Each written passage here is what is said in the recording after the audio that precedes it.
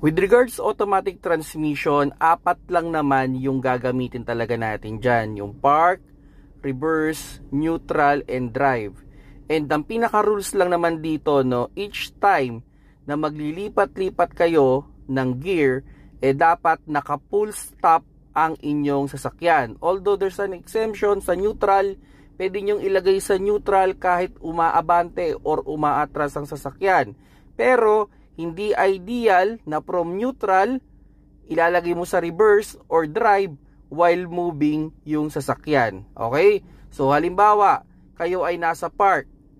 So make sure lang na naka full stop kayo bago nyo siya ilalagay sa drive or ilalagay sa reverse. Or ganoon din naman to, halimbawa naka-drive kayo.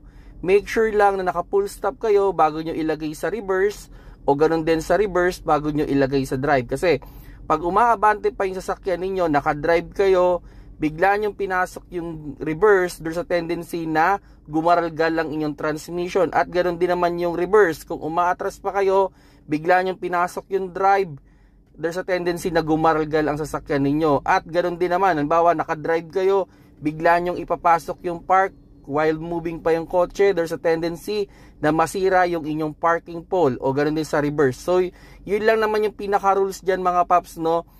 Each time na maglilipat-lipat kayo ng gear, siguraduhin ninyo na naka-full stop kayo. Although sa neutral, dahil pre-wheel ang neutral, pwede nyong ilagay yan dyan, okay? Pero hindi recommended na halimbawa, sample na lang, tumatakbo kayo ng mga 60 kph, nilagay nyo sa neutral. Okay? So, okay lang yon, tumatakbo yan. Pero, habang nag-move pa na yung sasakyan natin, sabihin na natin mga 50 kph, hindi recommended na ipapasok mo ulit yung drive. There's a tendency na pwede kang maka-experience dyan ng sudden engine brake. Pwede yun, pwedeng mangyari yun. So, hindi yun maganda sa ating kotse or pwede rin kayo ma-aksidente dyan mga paps. Kaya, every time na kayo ay papalit-palit ng gear, siguraduhin ninyo na naka-full stop ang inyong sasakyan para hindi kayo magka-problema sa sasakyan o hindi magka-problema ang inyong transmission.